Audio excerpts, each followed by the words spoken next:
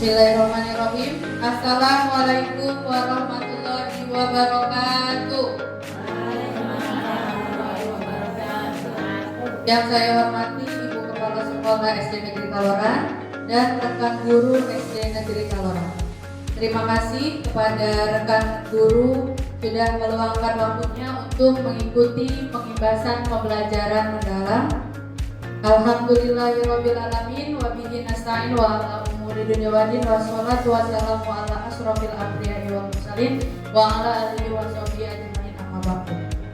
Kita panjatkan syukur kepada Allah yang telah memberikan banyak nikmat, di antaranya nikmat kesempatan sehingga kita bisa berkumpul pada hari ini untuk melaksanakan pengibasan pembelajaran mendalam.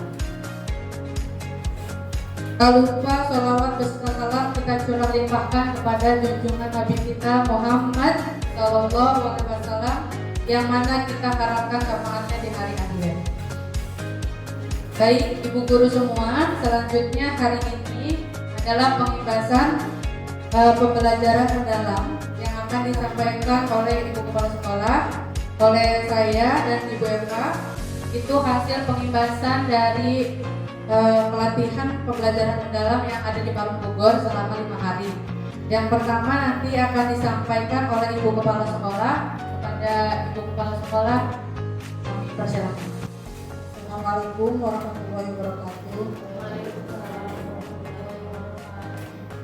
Teman-teman sekalian, mungkin baru hari ini kita bisa sedikit memaparkan apa yang telah kita hasilkan sebagai oleh-oleh kemarin kita pelatihan pembelajaran mendalam di Parung Bogor. Teman-teman, karena saya rasa visi misi sekolah kita masih belum mencapai 100% dan akhirnya sepakati untuk visi misi tahun ini masih mengacu kepada visi misi yang tahun kemarin. Di antaranya visi sekolah kita membentuk generasi yang unggul dalam prestasi berkarakter Pancasila dan berwawasan. Kemudian visinya 1. Menanamkan nilai-nilai religius melalui program pembiasaan. Alhamdulillah kita sudah melaksanakan pembiasaan yang setiap hari Jumat kita melaksanakan untuk itu masuk ke 8 dimensi profesi yang diantaranya adalah itu diantaranya keimanan dan ketakwaan, yang kedua kenegaraan, yang ketiga penalaran kritis, keempat aktivitas, 5 kolaborasi, 6 kemandirian, 7 kesehatan, dan 8 komunikasi. Yang pertama, misi kita menanamkan nilai-nilai religius melalui program pembiasaan. Bisa masuk ke profil apa itu? Keimanan dan ketakwaan. Ya.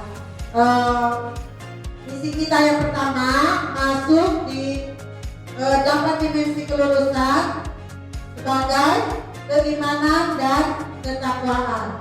Untuk yang kedua, mewujudkan lulusan yang berprestasi di bidang akademik maupun non akademik. Itu bisa dimasukkan ke mana? Ke kreativitas. Ke kreativitas bisa masuk ya.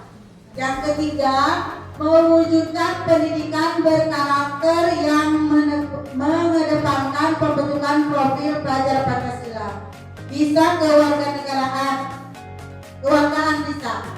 Nanti teman-teman yang mungkin belum tahu apa itu 8 dimensi profil kelulusan, nanti bisa dicatat. Yang pertama apa, kedua, ketiga, dan selanjutnya. Kemudian yang keempat, mengembangkan potensi minat dan bakat peserta didik. Itu juga sudah masuk ke bisa ke kemandirian, kreativitas itu bisa ya. Kreativitas kayaknya. Yang keempat masuk ke kreativitas. Kelima, menanamkan nilai-nilai hidup sehat dan peduli lingkungan. Bisa juga masuk ke kesehatan, menanamkan nilai-nilai hidup sehat dan peduli lingkungan. Bisa masuk ke kesehatan. Dan insya Allah tentang visi misi kita di SDN Negeri Kaloran semua sudah mencakup dengan 8 dimensi profil kelulusan.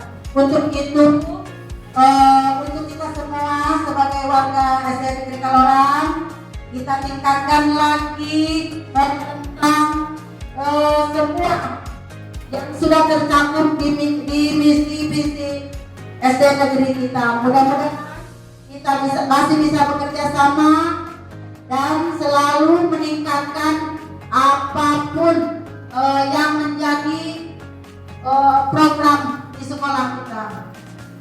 Mungkin pemaparan dari saya lanjutkan dengan Bu Gilang. Ya, terima kasih kepada Ibu Kepala Sekolah. Selanjutnya akan dipaparkan oleh Bapak. Silakan. Ya, terima kasih kepada Bu Ila. Nah, di sini saya akan menjelaskan tentang Grow Mindset. Nah, di sini ada dari Prof. Abdul Mukti.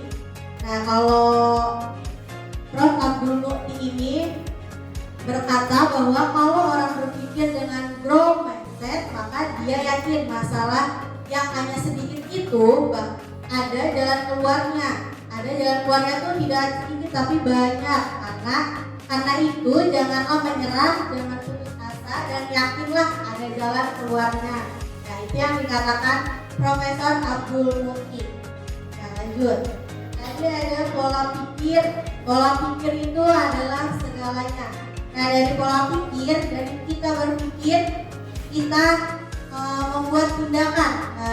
Lalu tindakan itu nanti akan ada hasilnya. Jadi pola pikir akan mendikte tindakan yang dilakukan serta akan menentukan hasil yang diperoleh. Nih, di sini ada pola pikir lebih penting dari keterampilan. Pola pikir itu adalah mindset atau fondasi dari keterampilan, skill atau set dan alat atau tool set. Jadi pola pikir itu merupakan cara melihat dan cara berpikir saat menghadapi masalah. Saat kita punya masalah, kita harus mempunyai pola pikir yang tadi seperti yang dikatakan Prof. Abdul Mukti itu ada growth mindset. Jadi berperanlah untuk memperluas cara seseorang dalam melihat maupun berpikirnya. Ya, nih.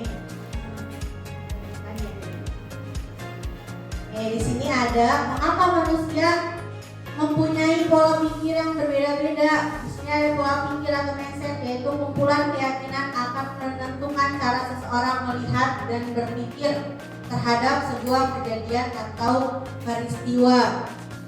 Pola pikir juga terdapat jenis-jenis, ada growth mindset dan ada fixed mindset. Growth mindset ini keyakinan bahwa kecerdasan dan keterampilan itu bisa dikembangkan lewat belajar dan berusaha, yang tadi growth mindset. Sedangkan kalau fixed mindset itu keyakinan bahwa kecerdasan dan keterampilan itu bersifat tetap dan tidak banyak berubah. Jadi dia tidak berpikir lebih lanjut gitu. Selanjutnya, ya di sini ada PPT, pola pikir tetap, dan ada PPB, pola pikir bertumbuh. Ini yang diajarkan waktu kita di sana, yaitu kalau PPT, pola pikir tetap adalah menghindar, menyerah, mubazir, serangan ataupun ancaman. Jadi pola pikirnya itu selalu misalkan ada masalah menghindar.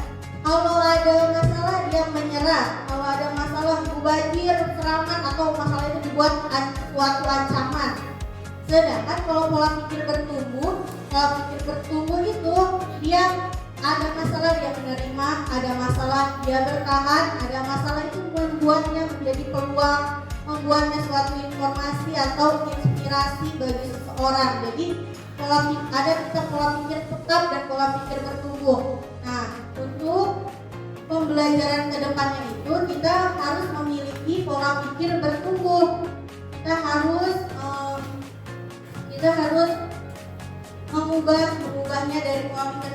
atau menjadi pola pikir bertumbuh. Ini belajar cara mengenali suara pola pikir tetap.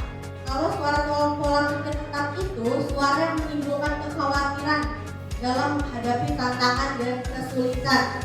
Ya, jadi gitu. Ketika ada masalah kita khawatir aja. Kita membuat suatu itu tuh tidak baik gitu ya. Nah, dari maka dari itu kita sadari bahwa kita itu mempunyai pilihan dalam suatu masalah itu. Jadi kita selanjutnya membicarakan kembali dengan suara PBB atau pola pikir bertumbuh selanjutnya, yaitu ada suara yang menimbulkan optimis dalam menghadapi tantangan dan kesulitan. Jadi kita misalkan mempunyai masalah, kita harus optimis, kita harus menghadapinya tantangan dan kesulitan itu. Lalu setelah itu kita melakukan aksi sesuai dengan suara pola pikir bertumbuh. Nih, di sini ada contohnya. Suara pola pikir tetap dan suara pola pikir bertumbuh. Nih, contohnya kalau suara pola pikir tetap itu ada kalau saya gagal berarti saya tidak mampu. Berarti kalau kayak gitu, apa Ibu? Kalau saya gagal berarti saya tidak mampu. Berarti pesimis atau dia menyerah.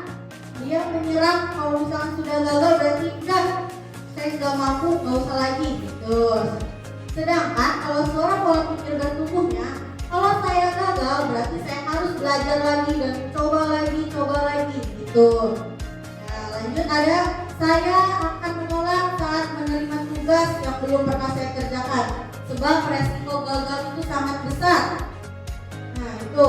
Sedangkan pola pikir bertumbuhnya, saya akan menerima pekerjaan yang belum pernah saya kerjakan sebab ini adalah peluang untuk belajar dan mengembangkan potensi diri.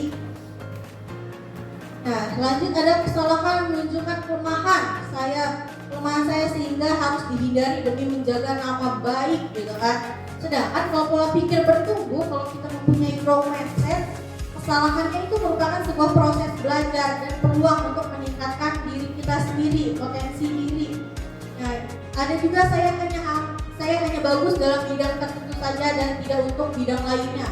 Itu pola pikir tetap atau pola pikir pola PPT.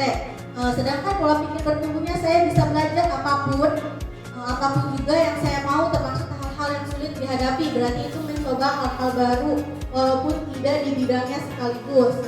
Lalu ada kecerdasan dan kemampuan adalah segalanya dan akan menjadi faktor untuk menentukan sukses tidaknya. Sedangkan kalau kita berpikir pola pikir bertumbuh, belajar dan berusaha adalah faktor kunci yang akan menentukan sukses atau tidaknya seseorang. Jadi walaupun gagal, mau kita gagal, mau kita menolak ajakan untuk kita nggak bisa. Nah, kita harus berpikir pola pikir bertumbuh. Ya, selanjutnya kita di sini akan pembahasan pembelajaran mendalam. Ada apa sih itu pembelajaran mendalam? Pembelajaran mendalam itu merupakan pendekatan yang memuliakan dengan menekankan proses penciptaan suasana belajar yang proses belajarnya itu berkesadaran. Proses belajarnya bermakna dan menggembirakan melalui olah pikir, olah hati, olah rasa, dan olahraga secara holistik maupun terpadu. Dan di sini ada olah pikir. Olah pikir itu merupakan proses pendidikan yang berfokus pada pengesahan akal budi dan kemampuan kognitif. Tujuannya yaitu mengasah akal budi, meningkatkan kemampuan memahami, analisis, dan memecahkan masalah. Atau fokus pada intelektual, berpikir logis dan kritis. Sedangkan olah rasa yaitu proses untuk mengembangkan empati, estetika, dan hubungan sosial. Tujuannya adalah kepekaan terhadap keindahan dan seni, menghargai orang lain, dan membangun hubungan antar manusia. Yaitu mendorong siswa itu menjadi manusia yang peduli dan menghargai nilai-nilai kemanusiaan. Lalu ada olah hati. Olah hati itu pendidikan yang mengasah kepekaan batin dan moral. Tujuannya membentuk budi pekerti dan menanamkan nilai-nilai moral dan spiritual, dan mengembangkan dimensi emosional dan spiritualnya. Lalu di sini ada olahraga. Olahraga itu pendidikan yang bertujuan untuk menjaga kesehatan fisik dan pembentukan karakter. Tujuannya itu meningkatkan kebugaran jasmani, membentuk disiplin, kerjasama dan daya tahan melalui aktivitas fisik, memastikan perkembangan tubuh yang sehat dan karakter tangguh. Seperti kita olahraga setiap harinya ada bergantian kelas 1 sampai kelas 6 gitu. Lanjut ada nih, di sini ada kerangka kerja pembelajaran mendalam. Nah, di sini pembelajaran mendalam ini dibuat menjadi 8-3-3-4. 8 ini adalah keimanan dan ketakwaan, kewargaan, kreativitas, kemandirian, komunikasi, kesehatan, kolaborasi, penalaran kritis. Nah, itu adalah 8 dimensi profil lulusan. Lalu ada 3 ini ada bermakna, menggembirakan, berkesadaran. Di sini itu adalah prinsip pembelajarannya. Lalu ada di sini 8-3-3. 3 ini adalah pengalaman belajarnya. Pengalaman belajar ini kita mengaplikasikan, kita merefleksi dan kita memahaminya. Lalu ada kerangka pembelajaran. Kerangka pembelajarannya ada 4. Ada praktek pedagogis, lingkungan pembelajaran, pemanfaatan digital, dan kemitraan pembelajaran. Lanjut. Ya, di sini ada 8 dimensi kelulusan. Yang pertama itu ada keimanan dan ketakwaan terhadap Tuhan Yang Maha Esa. Dan di sini ada individu yang memiliki keyakinan teguh dan akan keberadaan Tuhan Yang Maha Esa dan menghayati serta mengamalkan nilai-nilai spiritual dalam kehidupannya sehari-hari. Lalu ada keluargaan. Individu yang memiliki rasa cinta tanah air serta menghargai keberagaman budaya, menaati aturan dan norma sosial dalam kehidupan bermasyarakat, memiliki kepedulian dan tanggung jawab sosial serta berkomitmen untuk menyelesaikan masalah nyata yang berkaitan dengan berkelanjutan kehidupan, lingkungan dan harmoni antar bangsa dalam konteks kebinekaan global. Lanjut ada penalaran kritis, kreativitas, kolaborasi, ada kemandirian, kesehatan, komunikasi seperti tadi. Nah, habis dari 8 dimensi kelulusan itu, kita ada 3 prinsip pembelajaran mendalam. Prinsip pembelajaran mendalam ini harus memenuhi prinsip berkesadaran, prinsip bermakna, dan prinsip menggembirakan. Di mana prinsip berkesadaran ini ada karakteristiknya, yaitu kenyamanan peserta didik dalam belajar, fokus konsentrasi dan perhatian, kesadaran terhadap pola pikir, proses berpikir, keterbukaan terhadap perspektif baru, keingintahuan terhadap pengetahuan dan pengalaman baru. Lalu ada bermakna ini kita yang relevan kehidupan nyata. Contohnya ada pengembangan pembelajaran yang sesuai dengan permasalahan sehari-harinya, melibatkan murid dalam merancang pembelajaran seperti memilih proyek, menentukan isi dan lain-lain. Ya, di sini ada menggembirakan. Contohnya ada contoh pelaksanaannya guru sebagai fasilitator pembelajaran atau memberi dukungan dan tantangan yang sesuai dengan kemampuan murid. Nah, di sini ada pengalaman belajar. Pengalaman belajar ada memahami, mengaplikasi, dan merefleksi. Nah, semua yang tercantum di sini ini ada di dalam RPM atau rencana pembelajaran mendalam yang suka disebut RPP atau modul ajar. Sekarang adalah RPM, rencana pembelajaran mendalam. Nah, terus sekarang ada pengalaman belajarnya yang akan disampaikan oleh Ibu Gilang. Adanya usahakan. Terima kasih kepada Bu Eva. Ya, nah nanti kita akan contohin RPM yang ada memahami, mengaplikasi, sama merefleksi. Tapi lah mau jelasin dulu tentang memahami. Jadi di RPM itu sekarang harus ada tahapan pengalaman belajar memahami. Pengalaman belajar itu ada memahami. Yang pertama, di tahap awal peserta didik itu aktif mengonsumsi pengetahuan agar dapat memahami secara mendalam konsep atau materi. Nah, ini contohnya itu, jadi si anak itu belajar diajak keluar kelas untuk langsung melihat yang terjadi permasalahan yang ada di sekitar sekolah, kayak gitu ya. Itu untuk menghubungkan pengetahuan baru dengan pengetahuan sebelumnya serta mensimulasi proses berpikir peserta didik dan menghubungkan dengan konteks nyata atau kehidupan sehari-hari. Kalau pengalaman belajar mengaplikasikan itu adalah peserta didik mampu menghubungkan ide-ide atau menganalisis membangun solusi kreatif dan inovatif dalam pemecahan masalah yang konkret yang hasilnya dapat berupa produk atau kinerja peserta didik. Nah, kalau RPM ini, jadi kita harus kayak ada proyeknya gitu tuh, ada kerja kelompoknya itu, misalnya tugasnya apa, nanti diaplikasikan di depan presentasi ke teman-teman. Nah, contohnya ini, kayak misalkan si anak dikasih permasalahan terus langsung nyelesain, kayak misalkan nanti ada kerja kelompok atau tugas menghubungkan konsep baru, terus menerapkan pengetahuan ke dalam situasi nyata, mengembangkan pemahaman lebih lanjut dan berpikir kritis serta mencari solusi yang inovatif. Yang terakhir, merefleksi. Proses ini untuk mengevaluasi hasil kerja murid untuk meliputi perencanaan, pelaksanaan, pengawasan dan evaluasi terhadap cara belajar. Karakteristik merefleksi ini adalah memotivasi diri, terusnya evaluasi diri, menerapkan strategi berpikir serta memiliki kemampuan metakognisi atau meregulasi diri dalam pembelajaran. Contohnya menyampaikan motivasi belajar, penilaian diri, serta membuat ringkasan materi yang dipahami untuk murid. Nah, di dalam kerangka pembelajaran RPM itu yang pertama ada kerangka pedagogis, yang kedua ada lingkungan pembelajaran, yang ketiga kemitraan pembelajaran, yang keempat pemanfaatan digital. Nah, ini kerangka yang ada di RPM ya, yang harus ada. Nanti kita langsung contohin aja. Yang kedua kemitraan pembelajaran. Nah, kemitraan pembelajaran itu ini yang baru nih, yang kemarin kan nggak ada ya di RPM, di modul ajar yang merdeka itu tidak ada kemitraan pembelajaran.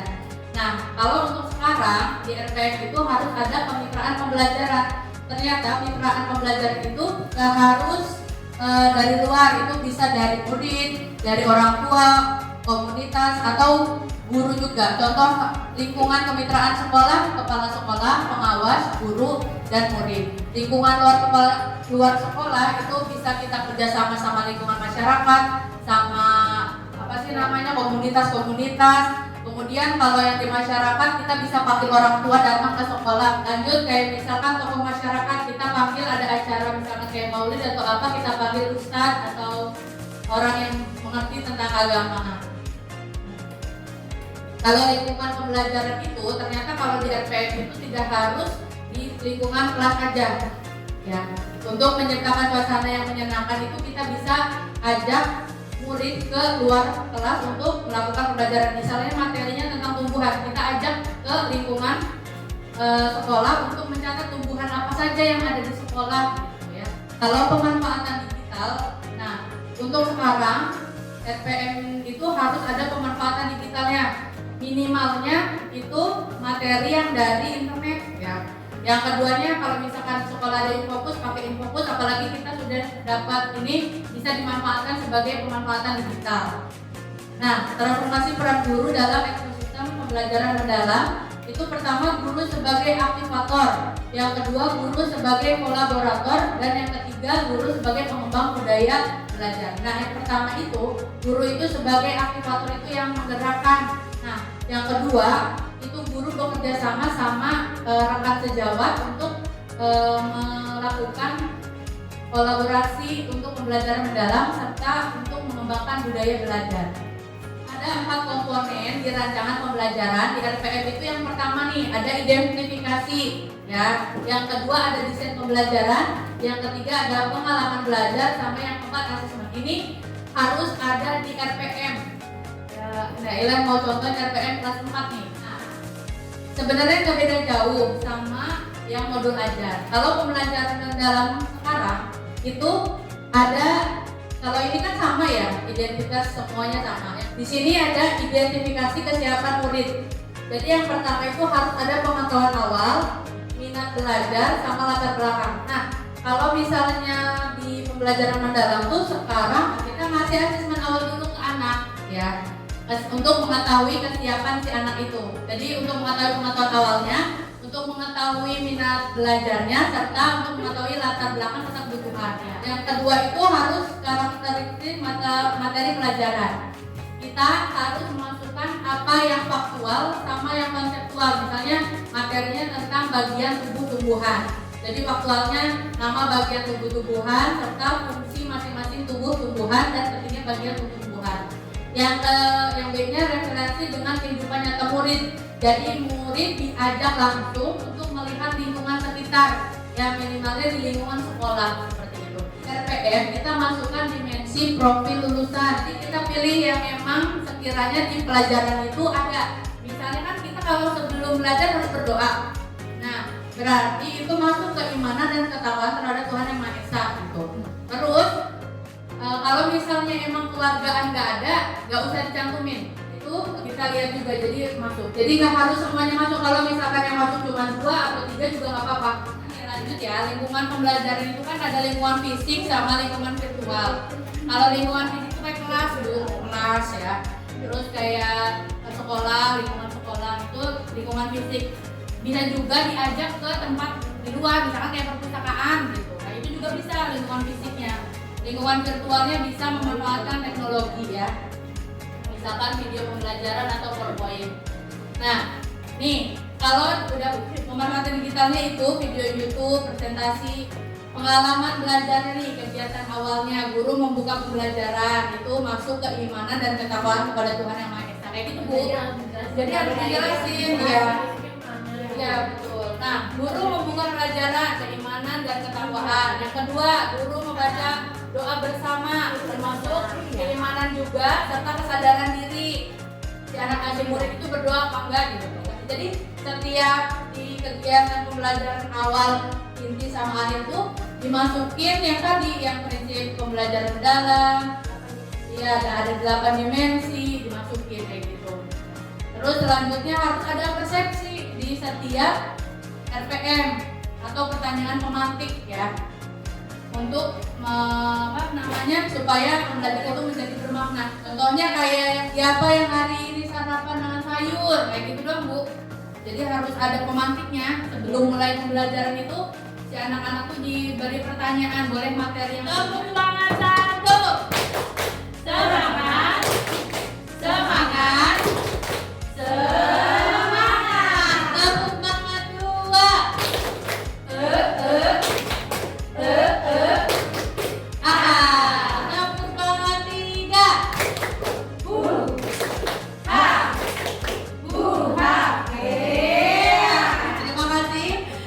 Kembali ya, tepuk semangat tuh apa aja, yang penting si anak itu jadi fokus lagi, jadi semangat lagi. Biasanya kan ada yang ngantuk ya, kalau lagi belajar kan, ada yang ngobrol apa, kita alihinnya, breakingnya tepuk semangat atau apa aja gitu bisa, boleh ya.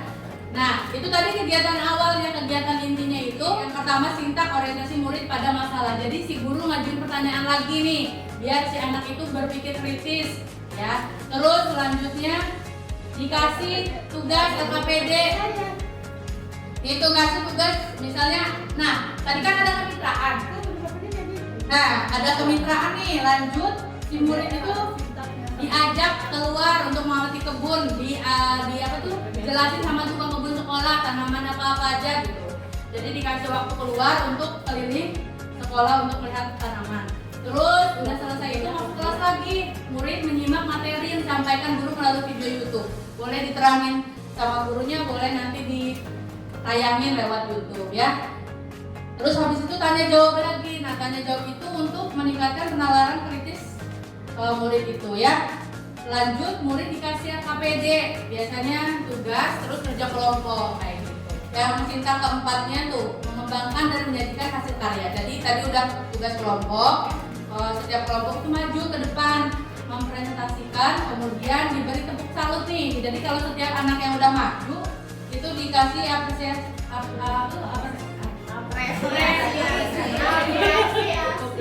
apresiasi ya, kayak tepuk salut nih, tepuk salut, jempol, salut. Kita kan setiap maju kelompok 1 terima kasih, kita tepuk salut gitu. Ada juga kan yang kayak hebat, yang udah bisa dikasih permen gitu. Itu juga termasuk ya, bisa ya supaya si anak itu gembira.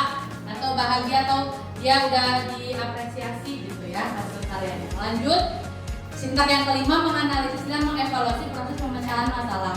Nah, tadi kan udah KPD ngerjain kelompok, lanjut si guru itu nanti ngasih kayak tugas gitu ya, kayak soal evaluasi ke murid gitu. Terus boleh ditutup sama nyanyian bagian tumbuh-tumbuhan, terus disimpulkan sama gurunya. Jangan lupa juga setiap akhir pembelajaran itu ditanyain ke anaknya, apakah hari ini anak-anak senang pelajaran hari ini gitu. Boleh ditulis, boleh ditempel, atau boleh cuma ngucapin aja nggak apa-apa ya. Terus ditanya apa saja yang sudah kita pelajari kayak gitu. Lanjut, guru menutup berdoa ya, itu kegiatan awal, jadi sama akhir. Ini asesmen pembelajarannya nih ya. Jadi di asesmen pembelajaran itu dimasukin tadi ke RPM-nya. Ada 3, asesmen awal, asesmen proses, sama asesmen akhir. Kalau asesmen awal itu bisa itu pertanyaan pemantik. Ya tadi, kenapa harus ada itu? Karena itu termasuk asesmen awal. Ya, asesmen proses itu yang tadi ngerjain LKPD, presentasi, itu asesmen proses. Kalau asesmen akhir atau sumatif nih, ngasih tes tertulis ke anak. Jadi udah selesai belajar, dikasih kayak PD atau esai setiap anak itu.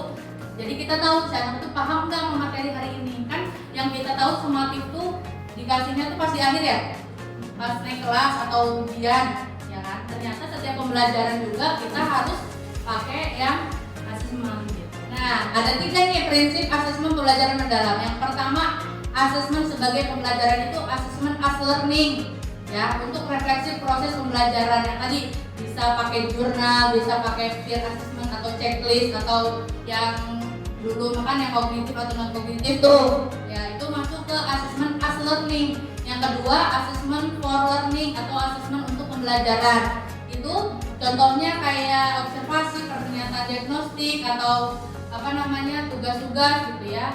Yang ketiga, asesmen of learning, itu asesmen dalam pembelajaran. Contohnya tes lisan, tes tertulis, penilaian proyek, portofolio ya. Ini dimasukin, kan dulu mah cuma 2 ya yang dipakai itu.